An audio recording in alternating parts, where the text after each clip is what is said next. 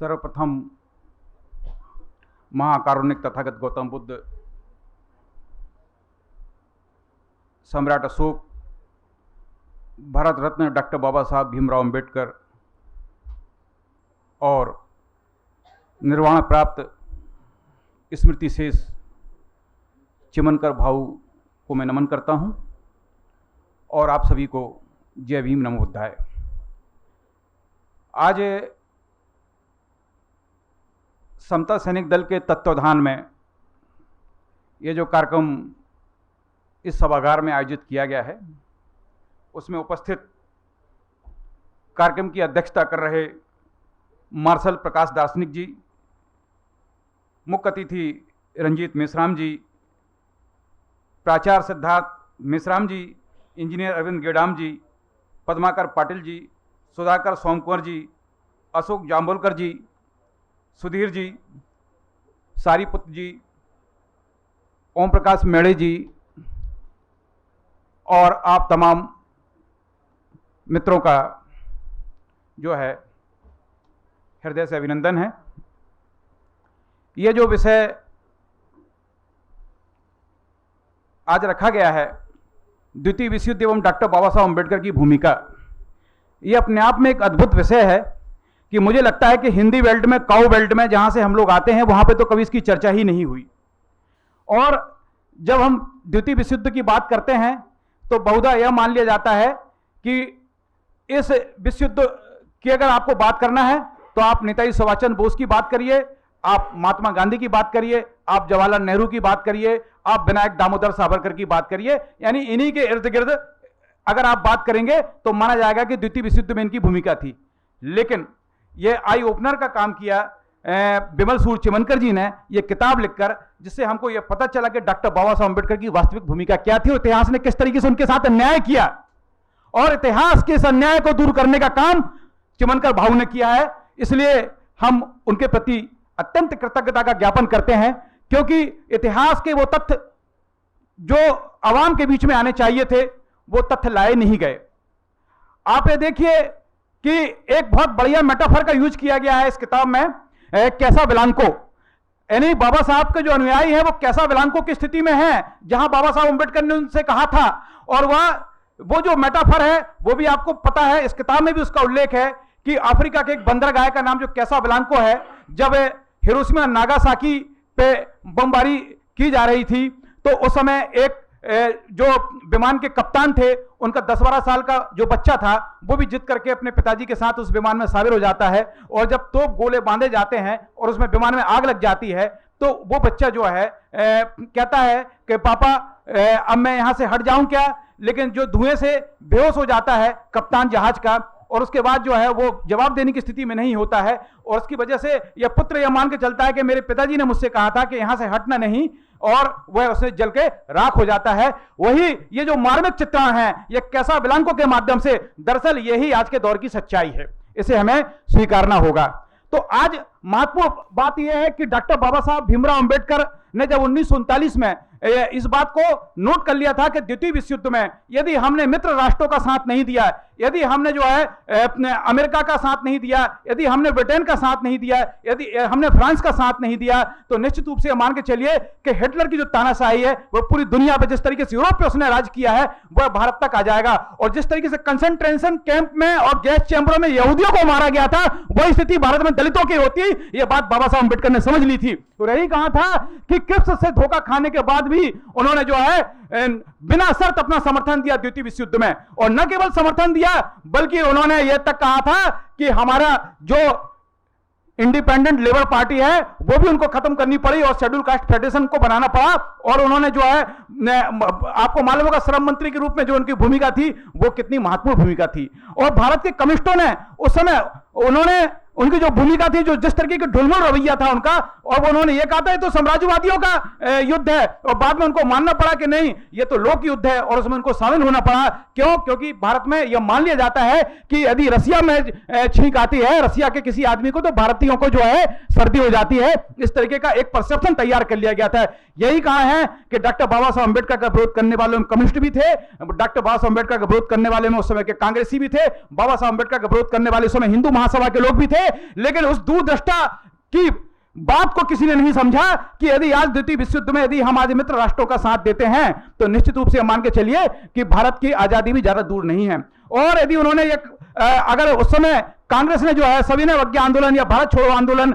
नहीं किया होता और सुभाष चंद्र बोस ने जो है भारत के आजादी के आंदोलन का नेतृत्व किया होता आजाद हिंद फौज बनाने के बजाय, तो यह देश 2 साल पहले 1945 में ही आजाद हो गया होता। आप देखिए डॉक्टर बाबा साहब अंबेडकर की दूरदृष्टि देखिए, चूंकि वो एक मार्शल कौम से थे, वो एक फौजी परिवार से आते थे, उनका साफ कहना था कि हमारे जो चाहे मुसलमान हो, चाहे वो हिंदू हो, चाहे वो दलित हो, इन तमाम लोगों को जो है सेना में भर्ती करना चाहिए और इनको सैनिक साजो सामान से जो है वो करना चाहिए ताकि भारत भी जो है एक मजबूत सैन्य शक्ति बन सके। और यही बात है कि जब बीएम कॉल से चाय नाश्ते के समय जब वहां के माओ ने बोला छीन के कि हमारे पास 6 करोड़ की सेना है, 3 करोड़ को सैनिकों को यदि हमने कहीं भेज भी दिया तो 3 करोड़ चीन की रक्षा करने के लिए काफी है। और जब यह बात जो है बीएम कॉल आकर नेहरू को बताते हैं तो 1962 के युद्ध में आधा सा मानसिक युद्ध जो है, आधा सा मानसिक रूप से कमजोर तो नेहरू वैसे ही हो जाते हैं। तो यह कहलाती है ताकत, और इस बात को बाबा साहब अंबेडकर अच्छे समझते थे। और यही कहा है कि वह जो है सैनिक आंग की बात करते थे, लेकिन उस बात को समझा नहीं गया।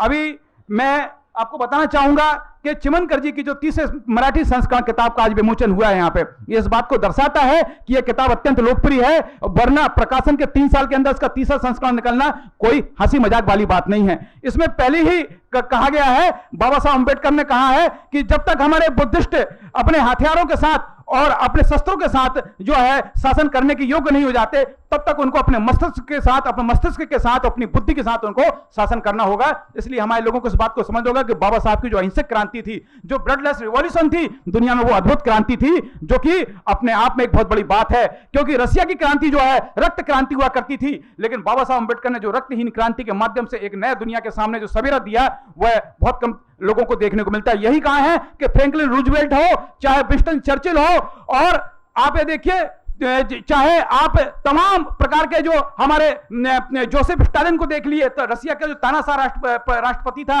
इन सबसे बड़ा व्यक्तित्व यदि जो किसी का है तो बाबा साहब अंबेडकर का है। क्यों? क्योंकि बाबा साहब अंबेडकर का व्यक्तित्व इसलिए बड़ा है कि देखिए कि चर्चिल के पीछे तो जो है पूरा इंग्लैंड खड़ा हुआ था, और स्टालिन के पीछे पूरा रसिया खड़ा हुआ था, और रूजवेल्ट के पीछे अमेरिका खड़ा हुआ था। बाबा साहब के पीछे कौन खड़ा हुआ था? बाबा साहब का तो कोई राष्ट्र भी नहीं था। और बाबा साहब जिस राष्ट्र में अपनी संभावना तलाश रहे थे, जिस राष्ट्र में अपने अस्तित्व को तलाश रहे थे, वो राष्ट्र जो शोषकों का राष्ट्र था, वो तो उनको अपना मानने को तैयार नहीं था। यानी उनकी लड़ाई दो स्तरों पर लड़ाई चल रही थी। उनकी वैश्विक चिंताएं आप देखिए, उनकी ग्लोबल वरीज आप देखिए, तो इससे पता चलेगा कि वह न केवल अपने लोगों की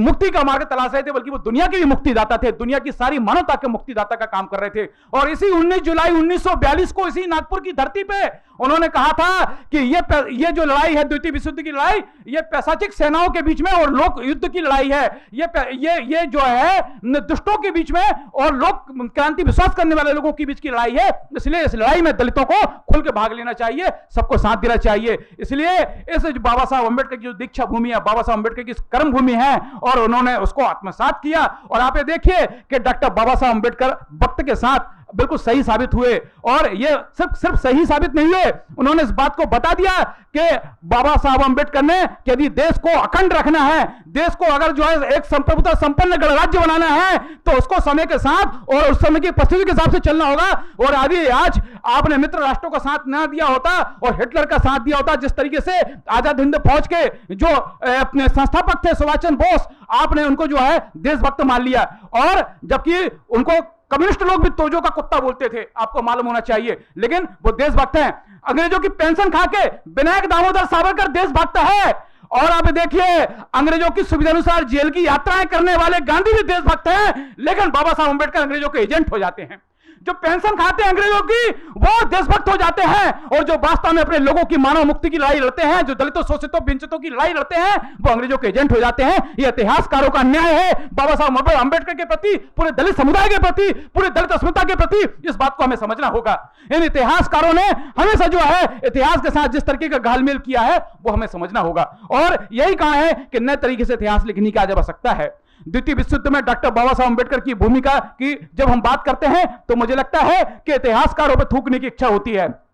क्या कहा है कि बाबा साहब अंबेडकर का कहीं कोई जिक्र तक नहीं आता? क्या कहा है कि बाबा साहब अंबेडकर बकायदा जो है लॉर्ड लिथगोगो को लिख के देते हैं कि हम आपके साथ इस युद्ध में हैं, और बिना शर्त वो अपना समर्थन देते हैं। और वो न केवल समर्थन देते हैं बल्कि वो लोगों से जगह जगह घूम के आह्वान करते हैं, और उन्हीं के आह्वान पर जो है रामाराव देशमुख, पंजाब राव देशमुख जो है अपनी मराठा ब्रिगेड के साथ जो है अंग्रेजों के समर्थन में खुलकर आ जाते हैं। यही कहा है कि बाबा साहब अंबेडकर ने इस बात को समझा था कि यदि आज हमने इनके साथ किसी तरीके की सौदेबाजी की, आज अगर हमने इनके साथ किसी भी तरीके का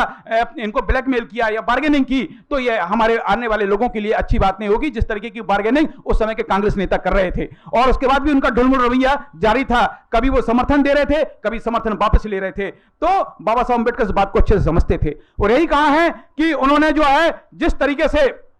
आप देखिए, उन्होंने यह मान लिया था कि हमको अटलांटिक समूह से बाहर हैं, और ये चर्चिल साहब कहता था कि हम भारत को जो अटलांटिक समूह का हिस्सा नहीं मानते, लेकिन उसके बावजूद भी बाबा साहब अंबेडकर ने किसी भी तरीके से अपनी बात को जो है कदम कदम पे उनको अपमान झेलना पड़ा, कदम कदम पे उनको जो है कई मुद्दों पर जो है उनको विश्वास में लिए बिना बहुत सी कार्रवाइयां की गई, लेकिन उन्होंने साफ कहा था कि मैं मेरे लिए राष्ट्र से बड़ी कोई चीज नहीं है। और यही कहा है कि आज वो बहुत से तथ्य इस किताब में हमको देखने को मिलते हैं, द्वितीय विश्व युद्ध,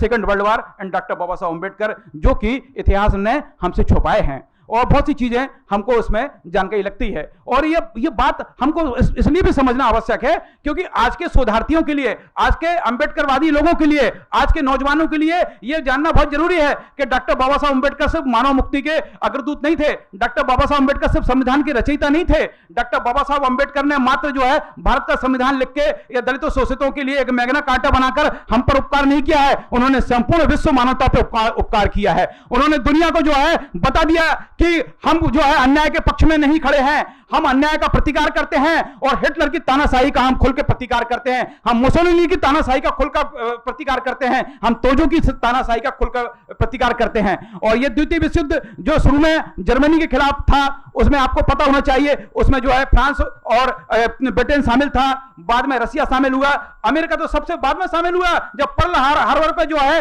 हमला किया गया अपने तोजो के द्वारा, तो उनके द्वारा यह कहा गया कि अपने समकक्ष के साथ, अपने काउंटर पार्ट चर्चिल के साथ यह कहा गया कि now we are the same boat, अरे अब हम तो एक ही नाव पे सवार हैं। तो उसके बाद आपने देखिए हिरोशिमा और नागासाकी पे जिस तरीके से बमबारी हुई, अणु बम गिराया गया, उसके बाद द्वितीय विश्व युद्ध का समापन हुआ। लेकिन जब भारत को आजादी मिली, और जब भारत को आजादी मिली और नया सवेरा हुआ, तो डॉक्टर बाबा साहब अम्बेडकर की जो बड़ी महत्वपूर्ण भूमिका थी, जो आज भी इतिहास के कई स्याह पन्नों में दफन है, जिसको हमको आगे लाना होगा। और एक बात आपको और स्पष्ट रूप से बताना चाहूंगा कि ये बाबा साहब अम्बेडकर थे जिन्होंने अंग्रेजों को न केवल इस बात के लिए तैयार किया कि आप देश की स्वतंत्रता की बात तो करते हैं, आप जो है गोरे अंग्रेजों से काले अंग्रेजों को आप सत्ता स्थानांतरण कर रहे हैं, ये जब तक हमारे बारे में कोई निर्णय आप नहीं लेते, ये पावर ऑफ ट्रांसफर से ज्यादा कुछ भी नहीं है, ये सिर्फ एक सत्ता दूसरी सत्ता को ट्रांसफर हो रही है। ये देश की आजादी नहीं है, ये हमारे लोगों की फ्रीडम नहीं है। हमारे लोगों की फ्रीडम तभी होगी जब हमारे अधिकार उसमें सुरक्षित होंगे, और जब तक हमारे अपने लोगों की उसमें भागीदारी नहीं होगी, इस लोकतंत्र में हमारा स्थान सुनिश्चित होना चाहिए। इस बात से जो है आपको मालूम होना चाहिए कि भारत का जो अंतिम महाराज्यपाल था, अंतिम जो गवर्नर जनरल था, लॉर्ड माउंटबेटन, वो भी बड़ा प्रभावित था, और उसने डॉक्टर बाबा साहब अम्बेडकर के साथ उसकी अलग से चर्चा भी हुई, बातचीत भी हुई, और उसके द्वारा यह कहा गया कि नए भारत के निर्माण में बाबा साहब आपकी भूमिका अत्यंत महत्वपूर्ण होगी और आपको इस भूमिका को स्वीकार करना होगा। और यही कहा है कि बाबा साहब अम्बेडकर ने जो है उस भूमिका को स्वीकार किया, और आज द्वितीय विश्व युद्ध और डॉक्टर बाबा साहब अम्बेडकर जिस विषय पे आज हम लोग यहाँ पर एकत्रित हैं, और ये जिस किताब का आज यहाँ पर विमोचन है, ये किताब हिंदी में भी आई है जो मुझ तक पहुंची थी, और जब मैं पढ़ा तो वास्तव में मैं चमत्कृत रह गया कि इतना विशाल अध्ययन चिमणकर जी का, और उन्होंने इतिहास के उन तथ्यों को भी रेखांकित किया है जिन तथ्यों को हमसे मुख्य धारा के इतिहासकारों ने, जो मेनस्ट्रीम हिस्टोरियन है, उनके द्वारा छुपाया गया था। और यही कहा है कि जब तक हम इस तरीके के इतिहास को सामने नहीं लाएंगे अपने लोगों के सामने, तब तक मान के चलिए कि हम जो है झूठे देवता की पूजा करते रहेंगे। झूठे देवता वो लोग हैं, वो अरुण शौरी वाला झूठे देवता नहीं, ये झूठे देवता जो कि भारत की आजादी के अग्रनायक माने जाते हैं, जबकि भारत की आजादी के सही आर्किटेक्ट और शिल्पकार जो है बाबा साहब अम्बेडकर हैं। वो सिर्फ संविधान के शिल्पकार नहीं है, वो आजादी के भी शिल्पकार हैं। इस बात को हमें समझना होगा। और यही बात है कि आज पूरा का पूरा जो दुनिया में आज भारत की ओर दुनिया निगाह करके देख रही है, ये किसी मोदी की ओर से नहीं देख रही है, ये किसी भगवत की वजह से नहीं देख रही है, यह डॉक्टर बाबा साहब अम्बेडकर की वजह से देख रही है। ये इनका बस चले तो ये राष्ट्रपिता गांधी की जगह गोलवलकर को बना दे, हेडगेवार को बना दे। इनके लिए जो है हिंदू राष्ट्र सर्वोपरि है, और इसलिए डॉक्टर बाबा साहब अम्बेडकर ने कहा था कि भारत को हिंदू राष्ट्र बनने से रोकना होगा। पाकिस्तान पार्टीशन ऑफ इंडिया में उन्होंने साफ कहा था कि अगर हिंदू राज भारत में आया तो यह भारत के लिए भी साफ होगा। लेकिन आज वर्तमान का जो हमारा निजाम है, वो वर्तमान दौर है, वो उसी दिशा की ओर बढ़ रहा है। इसलिए अंबेडकरवादी ताकतों की भूमिका इस दौर में बड़ी महत्वपूर्ण हो जाती है। हमको इस बात को समझना होगा कि हजारों वर्ग गिरे, लाख आंधियां आए, हजार वर्ग गिरे, लाख आंधी आए, वो फूल खिल के रहेंगे जो खिलने वाले हैं। साहिल लुधियानवी की इस बात के साथ मैं अपनी बात को खत्म करना चाहूंगा, इस बात के साथ कि जिस तरीके से बिमल सूर चिवनकर जी ने रॉबर्ट फ्रॉस्ट की उस कविता की पंक्ति को कोट किया था, वो मेरी भी बड़ी प्रिय कविता है, वो जवाहरलाल नेहरू की भी बड़ी प्रिय कविता थी, जिसका हिंदी अनुवाद है, सघन और सुंदर है वन प्रांतर माना, मगर बचन है अभी बहुत से निभाना, और पूर्व सोने के कोसों है जाना है। The books are lovely, dark and deep, but I have promises to keep and miles to go before I sleep. धन्यवाद। जय भीम, नमो बुद्धाय।